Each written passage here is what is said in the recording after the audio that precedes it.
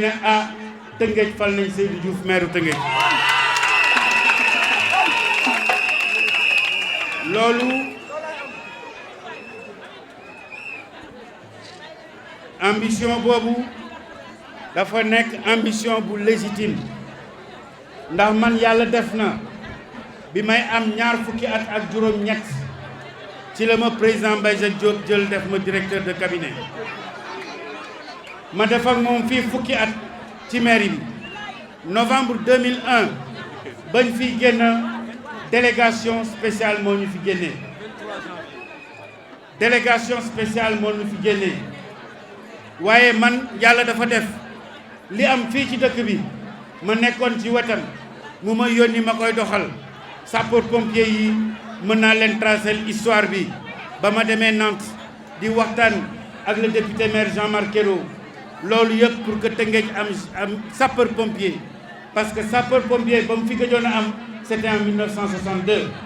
kon man dama ci nekkoon acteur ba ma toogee président Mbaye Jacques ne ndaw Tëngéej war nañu am stade bu baax daf ma yabal ma dem ADM ak AGETIP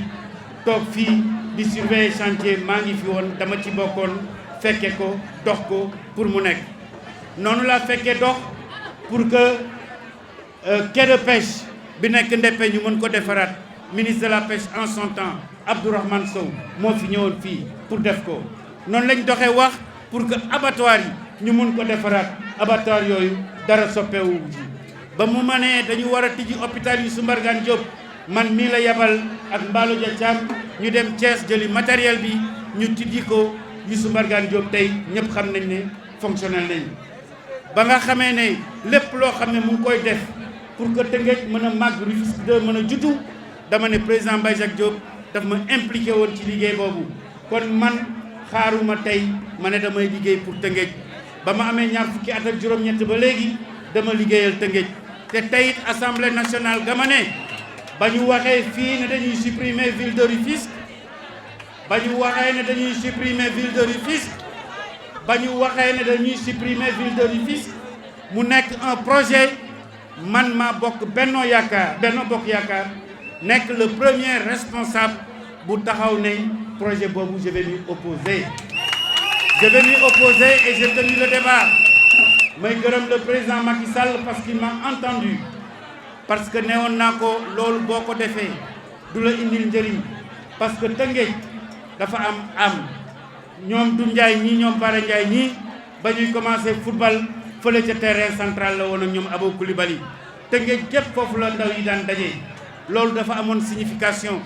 kon Tëngéej c'est une ville qui a une âme c'est pourquoi personnellement je m'étais opposé à la suppression de la ville de Rufisque et j'avais même proposé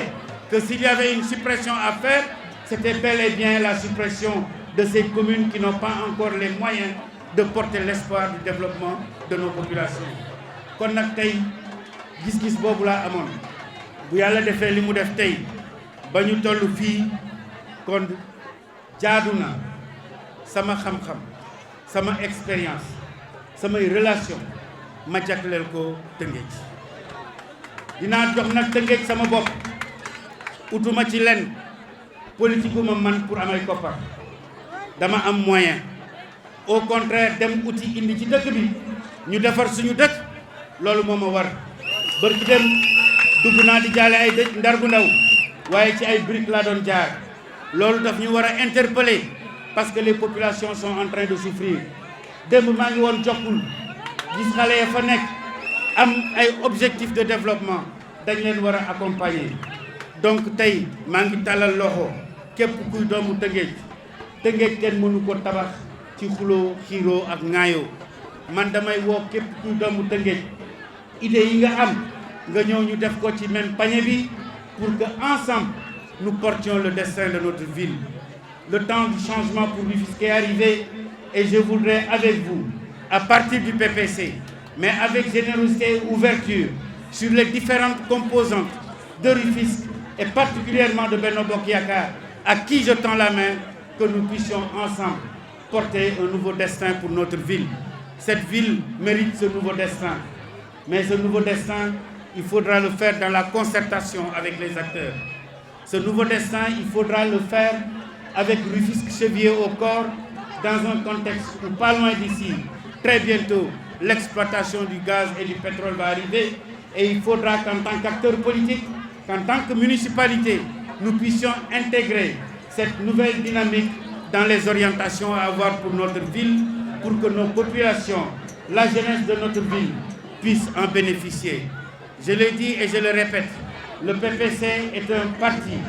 qui fait preuve de loyauté, qui fait preuve d'engagement, mais le PPC est un parti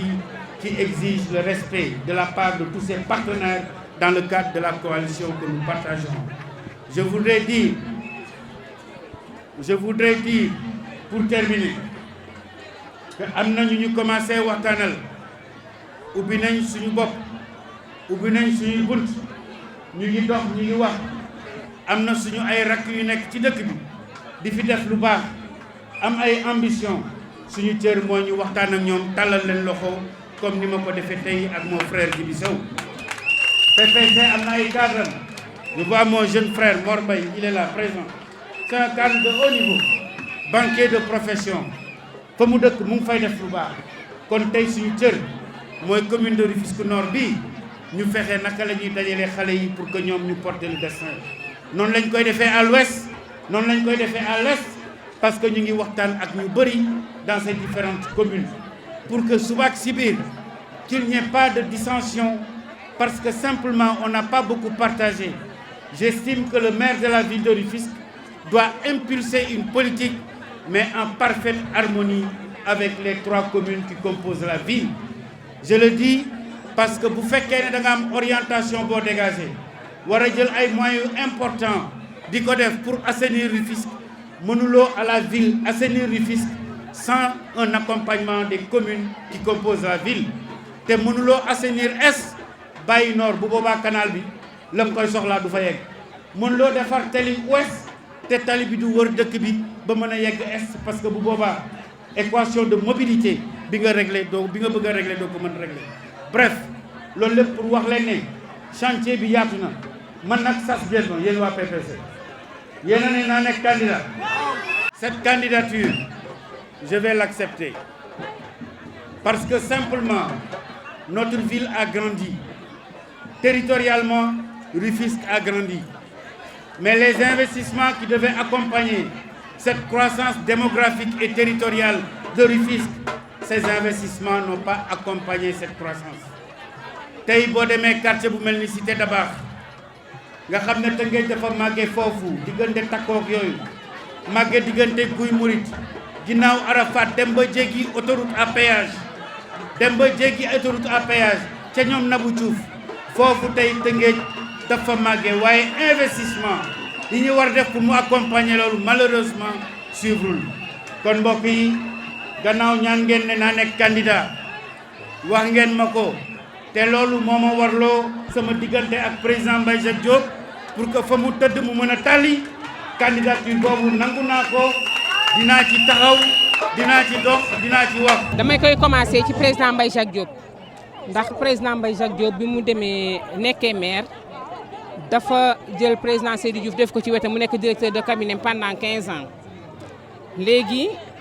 expérience boobu ak jàngal bi mu ko jàngal maire yi tax na